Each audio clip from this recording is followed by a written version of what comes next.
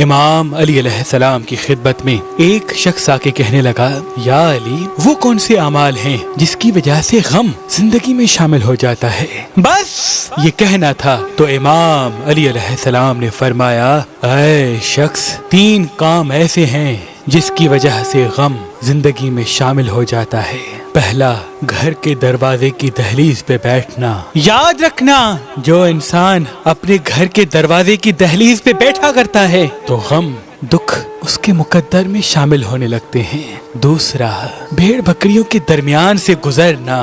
میں نے اللہ کے رسول سے سنا کہ جو انسان جان بوجھ کے جانوروں کے بیچ میں سے گزرتا ہے یا کسی جانور کو پریشان کرتا ہے تو دکھ اور غم اس کی زندگی میں شامل ہونے لگتے ہیں۔